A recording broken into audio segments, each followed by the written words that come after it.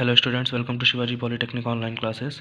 Physics 2 के आज के लेक्चर में हम लोग पदार्थों का उनके चुंबकीय व्यवहार के आधार पर वर्गीकरण टॉपिक पढ़ रहे हैं। पिछले लेक्चर में हमने प्रतिचुंबकीय पदार्थ के बारे में पढ़ा था। उसमें हमने प्रतिचुंबकीय पदार्थ की परिभाषा और उसके गुणधर्म के बारे में पढ़ा था। इस लेक्चर में हम अनुचुंबकीय पदार्थ के बारे में पढ़ेंगे कि अनुचुंबकीय पदार्थ क्या होते हैं, इनकी परिभाषा क्या होती है और इनके गुणधर्म क्या होते हैं। तो आइए देखते हैं।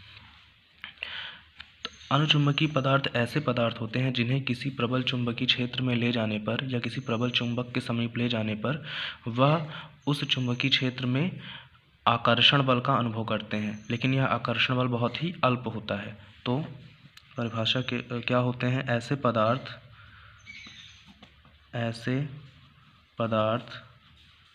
जिन्हें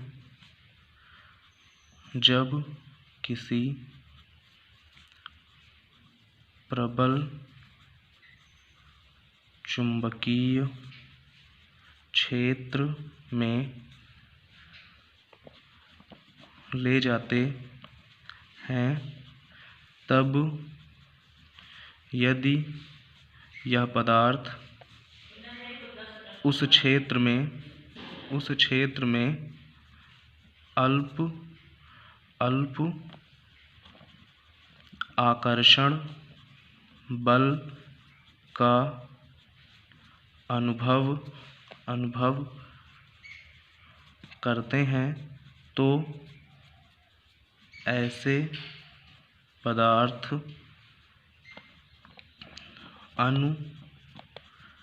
अनुचुंबकीय पदार्थ कहलाते हैं। अनुचुंबकीय पदार्थों के एग्जाम्पल हैं जैसे कि सोडियम,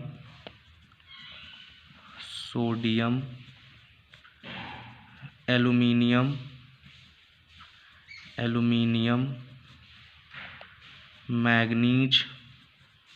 मैग्नीज, ऑक्सीजन आदि। तो सोडियम, एल्यूमीनियम, मैग्नीज, ऑक्सीजन आदि अनुचुंबकीय पदार्थों के उदाहरण हैं। तो ऐसे पदार्थ जिन्हें जब किसी प्रबल चुंबकीय क्षेत्र में ले जाते हैं, तब यदि यह पदार्थ उस क्षेत्र में अल्प आकर्षण बल का अनुभव करते हैं, तो ऐसे पदार्थ अनुचुंबकीय पदार्थ कहलाते हैं। इनके एग्जाम्पल्स क्या हैं? जैसे सोडियम, एल्यूमीनियम, मैग्नीज, ऑक्सीजन आदि।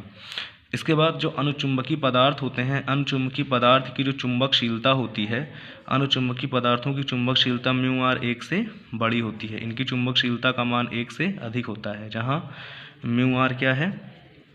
μr चुंबकशीलता है। इसके अतिरिक्त जो अनुचुंबकीय पदार्थ होते हैं, इनकी चुंबकीय प्रवृत्ति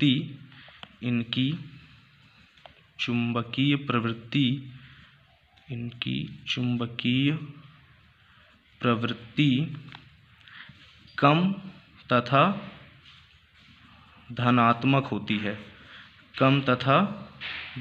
होती है, जबकि जो प्रतिचुंबकीय पदार्थ होते हैं उनकी चुंबकीय प्रवृत्ति कम तथा ऋणात्मक होती है। तो इस टॉपिक को पढ़ते समय एक चीज़ याद रखिएगा, जो प्रतिचुंबकीय पदार्थों के गुण होते हैं, अनुचुंबकीय पदार्थों के गुण उनके विपरीत होंगे। ठीक, यानी इनके जो गुण होंगे वो एक दूसरे के विपरीत होंगे। अब अगर अनुचुंबकीय पदार्थों के गुणों की बात करें, तो पहला पॉइंट है कि जब किसी अनुचुंबकीय पदार्थ को किसी चुंबकीय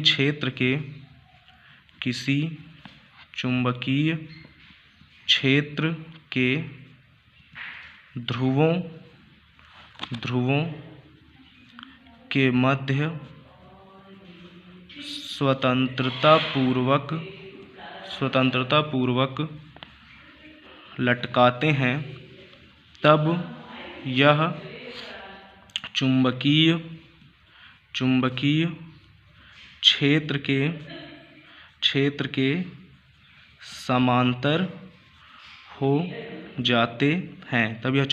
के समांतर हो जाते हैं, तथा इनके ध्रुव तथा इन पर बनने वाले इन पर बनने वाले ध्रुव चुंबकीय क्षेत्र के ध्रुवों के विपरीत होते हैं। यानी कि जब किसी अनुचुंबकीय पदार्थ को किसी चुंबकीय क्षेत्र में स्वतंत्रता पूर्वक लटकाते हैं तो अनुचुंबकीय पदार्थ उस चुंबकीय क्षेत्र के समांतर हो जाता है तथा इस पर जो ध्रुव बनते हैं वो कैसे होते हैं, चुंबकीय क्षेत्र के ध्रुवों के विपरीत होते हैं। यानी कि जो चुंबकीय क्षेत्र का N ध्रुव है उस ओर अनुचुंबकीय पदार्थ का S ध्रुव होगा और जिधर चुंबकीय क्षेत्र का S ध्रुव है उधर अनुचुंबकीय पदार्थ का N ध्रुव होगा। यानी अनुचुंबकीय पदार्थ का उत्तरी ध्रुव चुंबकीय क्षेत्र के दक्षिणी ध्रुव की ओर होगा तथा अनुचुंबकीय पदार्थ का दक्षिणी ध्रुव चुंबकीय क्षेत्र के उत्तरी ध्रुव की ओर होगा, यानी कि विपरीत रहेंगे। जो सेकेंड पॉइंट ये है कि अनुचुंबकीय पदार्थों की चुंबकीय प्रवृत्ति इनके ताप के अनुक्रमानुपाती होती है। अनुचुंबकीय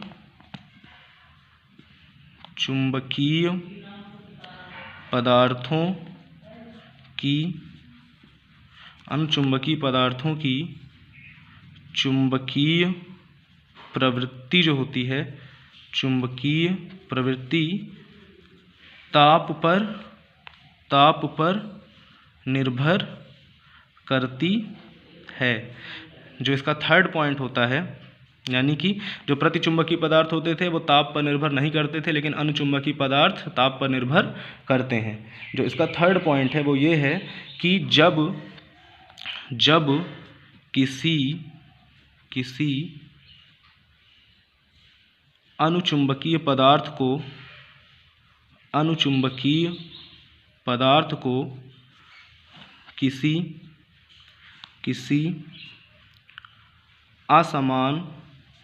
असमान चुंबकीय क्षेत्र में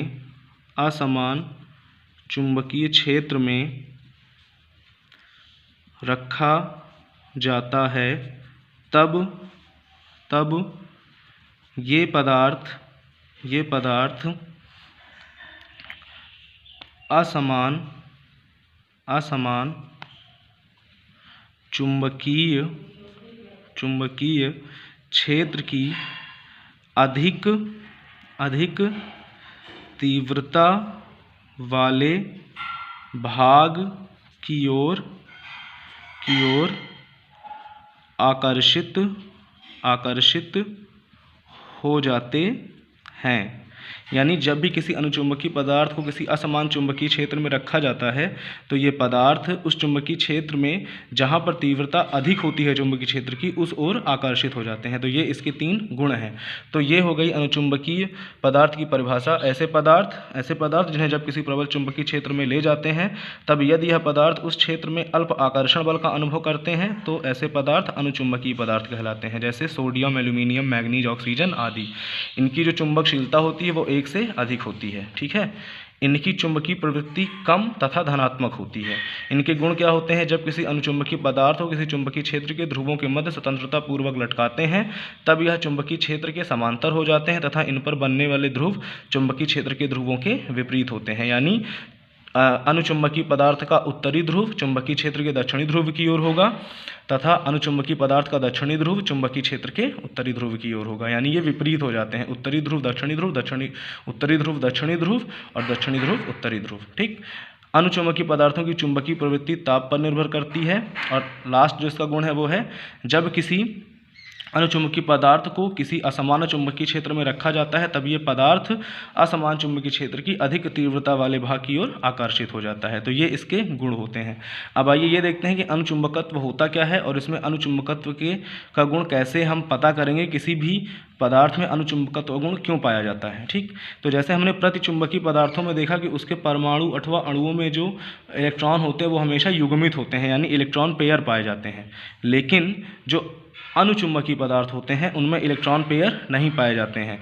मतलब कहने का मतलब ये है कि अनुचुंबकीय पदार्थों में कुछ इलेक्ट्रॉनों का आधिक्य होता है। आधिक्य मतलब कुछ एक्सेस इलेक्ट्रॉन होते हैं, जो कि पेयर में नहीं होते हैं, अकेले होते हैं, अयुग्मित होते हैं, यानी ये इनका जो आघूर्ण होगा वो एक ही डायरेक्शन में होगा, इनका जो आघूर्ण होगा वो एक ही डायरेक्शन में होगा, जिस कारण